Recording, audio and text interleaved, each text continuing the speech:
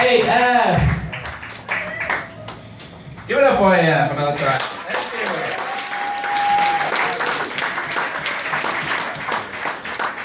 Stands for absolutely phenomenal. That's a good thing of being. I agree, that was outrage. That was terrible. Okay. Somebody's still laughing there. The next rider is a former race car driver. Former homeless addict. And rise from a broken heart. He loves men. You here tonight. And he's searching for one to corroborate this for you. He arrived on the literary scene in 2012 with Quiet Lightning and credits a familiar of writing friend in our literary scene for teaching him how to write. His creative non-fiction and memoir have appeared in a few literary journals, and he has appeared at a few literary events. John, because that's his name, is an undergrad at UC Berkeley, studies public policy, and is the winner of the Samuel C. Irving Writing Prize for American Wit and Humor. That is a funny guy. It's an award you've never heard of for a writer you don't know, which means you better be good tonight. Please welcome on stage John Panzer.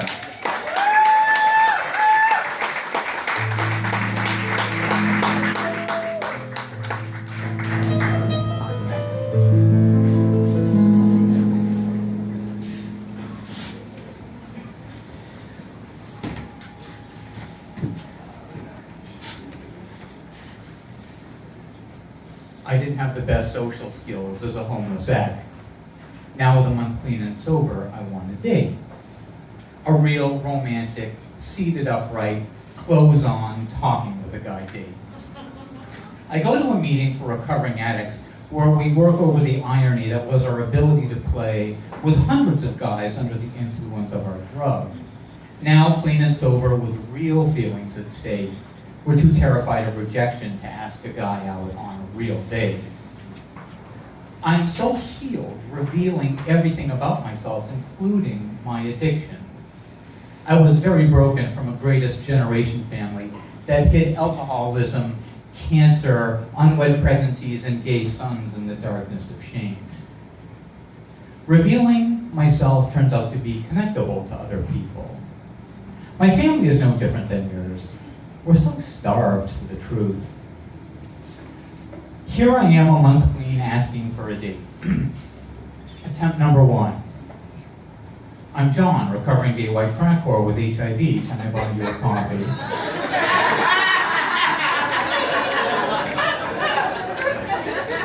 You know, it's easy to stand here now with 8 months clean and see why that didn't go over so well. But at the time, I thought it was honest, thrilling, luscious, and it was. For me, that's the selfishness of my addiction. It was all about me. I never stopped to consider the effects of my words and behavior on the people around me. I'm recounting the epic failure of this pickup line to my friend Matthew. If my HIV and recovery are going to be an issue, I reasoned, let's get that right out on the table.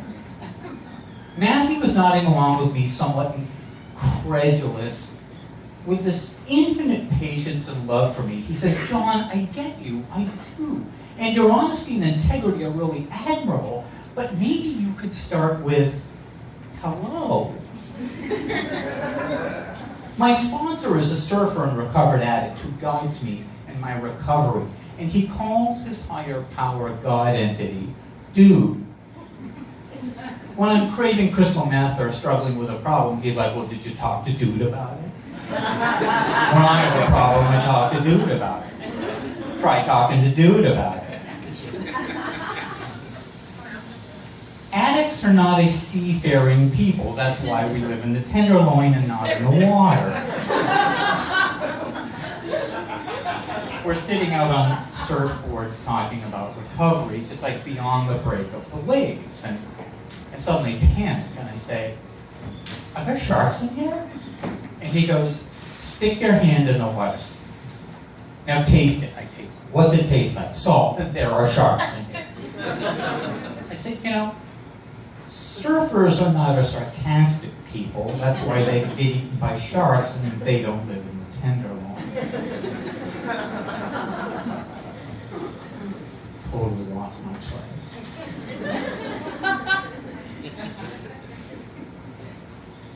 I guess after talking to Dude, my sponsor suggested I turn myself in, serve my 30-day sentence, and pay my debt to society for stealing a computer back in the middle of my drug log.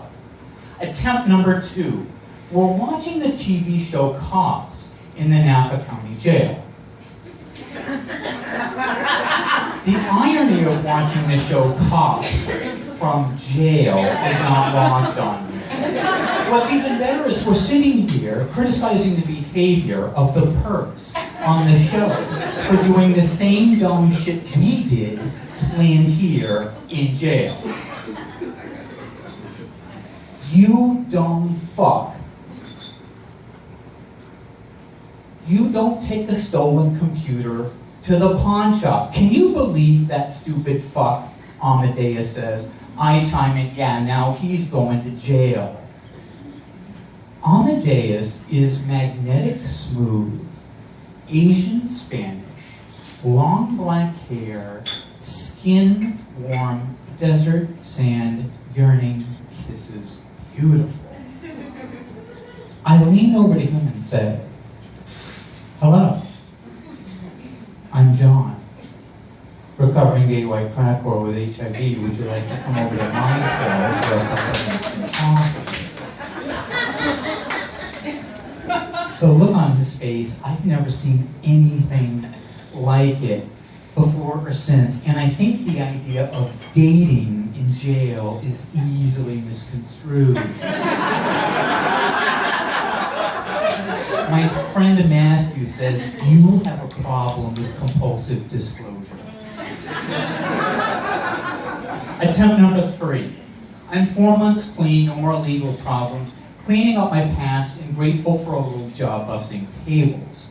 One day, while I'm working, this handsome guy walks out on the patio with a Sugarland Skeeters baseball cap, and I said cheerfully, hey, are you a Skeeters fan? He said, yeah, how do you know the Skeeters?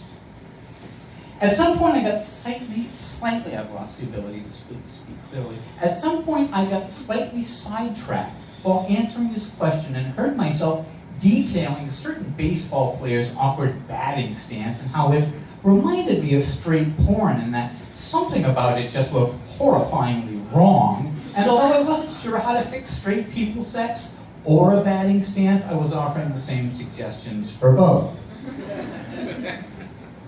For starters, calm the fuck down. Slow the fuck down. I don't know, maybe lengthen your stroke. Think line drive up the middle, right over the second baseman's head. When I finally noticed the look on his face, I said, is it too late to start over? Can I start over? It was too late to start over. Attempt number 4, I'm coming home from school when I heard the Ninth Circuit Court of Appeals had struck down California's Proposition 8, the ballot measure banning same-sex marriage. Friends were posting the news on Facebook that same-sex marriage would soon be restored, and the streets of San Francisco were celebratory. To see Alan jolts me thrilling. I met him at UC Berkeley, where I started school. He is Taiwanese, tall, handsome, quiet, volleyball player, gentle, powerful, languid, beautiful. Fresh with excitement and possibility from the Ninth Circuit Court's decision, I called Alan. When he answered the phone, I was so warmed by his dependable, loving, careful, masculine voice. All I could say was, marry me. Not hello, how are you? Not do you want to get a coffee or see a movie? Marry me. It was time to talk to Dude about it. Now I'm going to share with you my secret to successful dating. I actually have a lot of dates, for one reason. I'm not afraid to ask. I learned the secret and used it successfully during my long career in nonprofit fundraising before I discovered drugs. Americans gave away $217 billion in charitable gifts last year. The challenge to raising money isn't getting people to give. It's getting people to ask. 40 million Americans went on dates last year. The challenge to having a date isn't getting someone like you to say yes. It's getting you, or in this case me, to ask.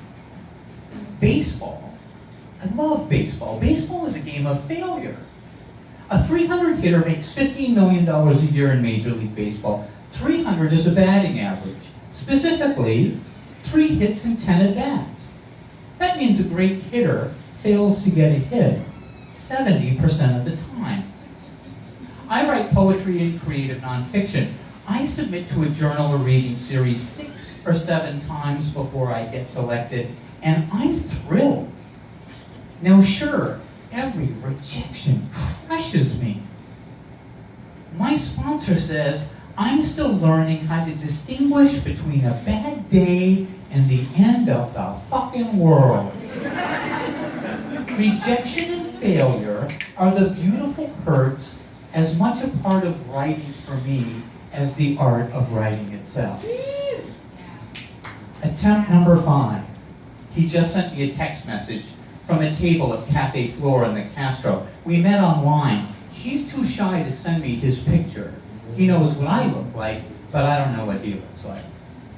I step inside the door at Flora and scan the cafe full of guys looking for someone, looking for me. His eyes, table just inside the door to my left, scan me up and down and look away uninterested.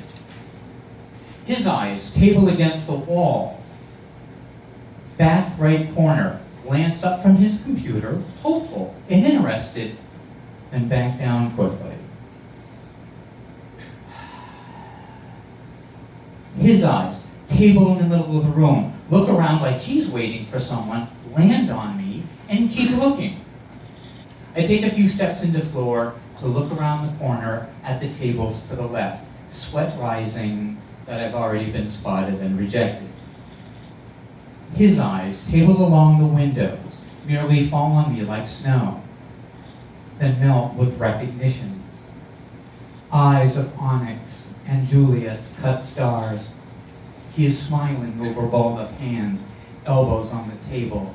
I smile back, and as I approach him, he rises to welcome me into his energy, his smile, his hand extended, his acceptance. Hello, I'm John, recovering gay white crack whore with HIV. What would you like in your coffee? He bursts out laughing.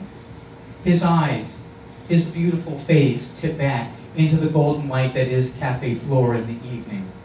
His laughter subsides as if in slow motion, and his eyes come back down to mine. A little half and half, no sugar, would be great. Thanks, he says. We settle into a delightful evening over coffee flavored with our previous failings, redemption, gratitude for each other's company, and the courage to ask. Thank you.